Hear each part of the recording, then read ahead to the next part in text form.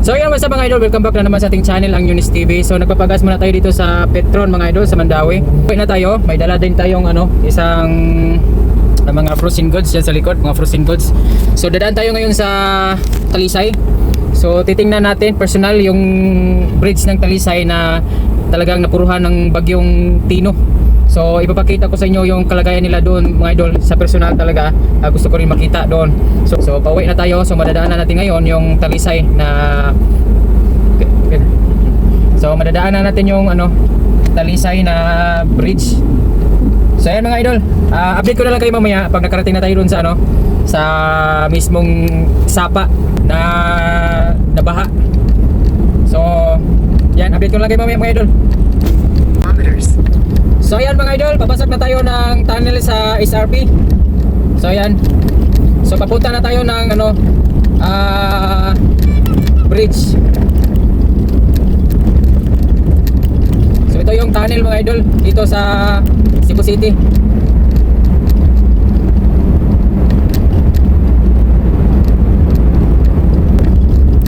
So ayan, paglabas natin ng bridge mga idol, Talisay na. So dito na yung paglabas natin ng tunnel pala. So Talisay na. So dito na yung bridge ng CCLEX. Pati yung SRP na bridge, South Road Property. Yan na yung bridge ng papuntang Cordoba. Yan, tingnan nyo mga idol. So mula dito mga idol, papuntang Talisay, doon sa bridge, doon sa sapa na nasalanta ng nabahaan dahil sa bagyong Tino. So mga ilang kilometro lang papunta doon mula dito mga idol. So titingnan natin doon mga idol, ipapakita ko sa inyo yung actual talagang dito doon.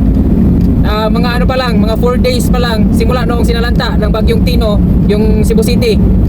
So fresh na fresh pa talaga yung makikita natin doon sa nangyari na baha dahil sa bagyong Tino mga idol. Napakalaking damage na nangyari sa mga tao doon mga idol. So yan mga idol, so nandito na tayo mismo sa tulay kung saan dumadaan itong sapa na umaapaw noong nakaraang bagyong Tino mga idol.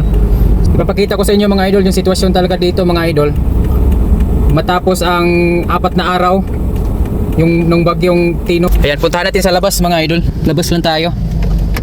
So yan dito banda mga idol, ayan, ito yung tulay mga idol, ito yung mga bahay sa baba.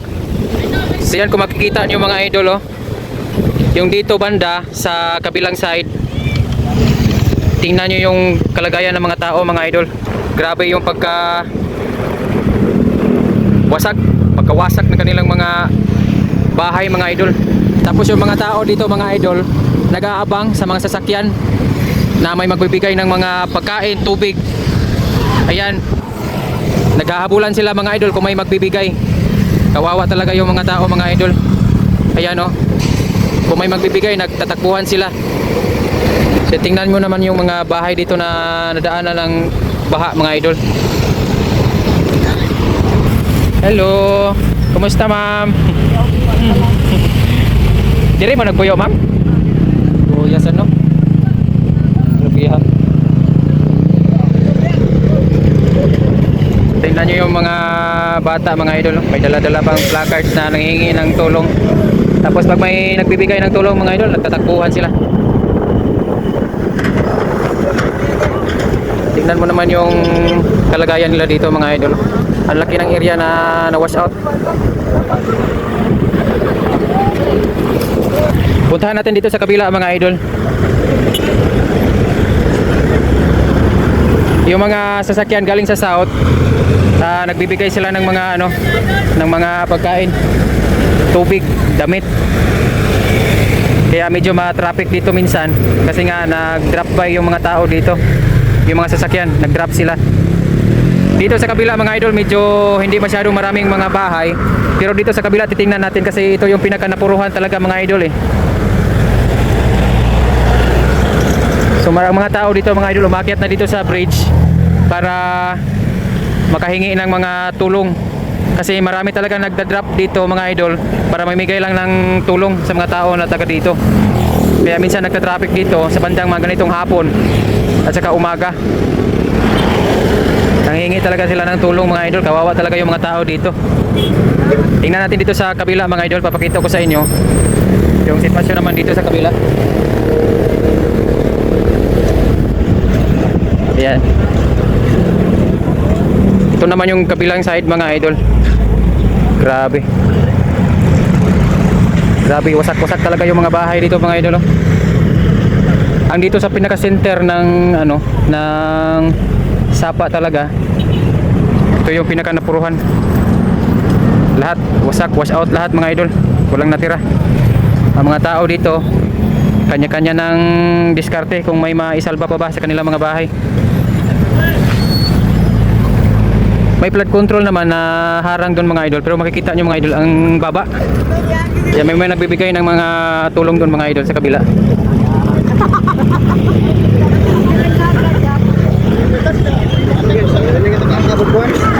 Bigyan ng mga bigas, pagkain.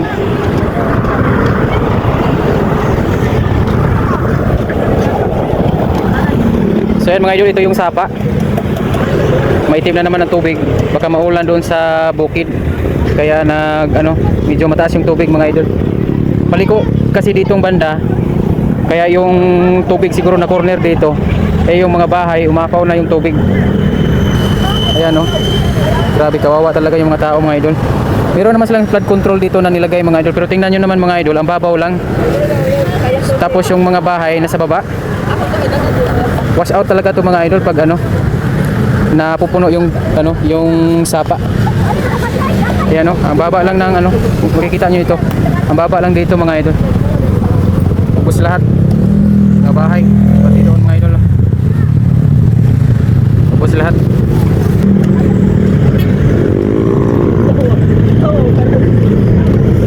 So yan mga idol, nakita nyo naman yung sitwasyon nila. Dito talaga banda yung pinaka-napuruhan. Kasi dito yung pinakamaraming bahay. Yan grabe, ang daming bahay na sira mga idol.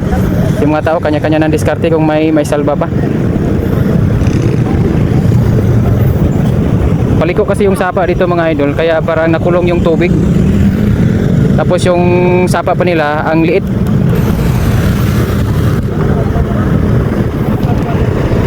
Ayan.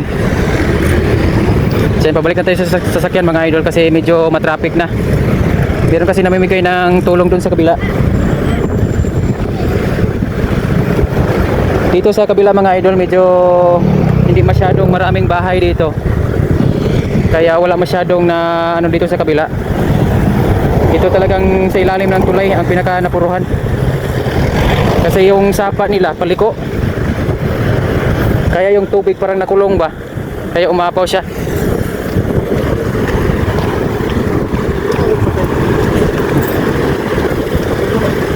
So dito tayo sa kabila mga idol, tingnan nyo. Malakas na naman yung tubig galing sa bukid. Yan malakas na naman yung tubig.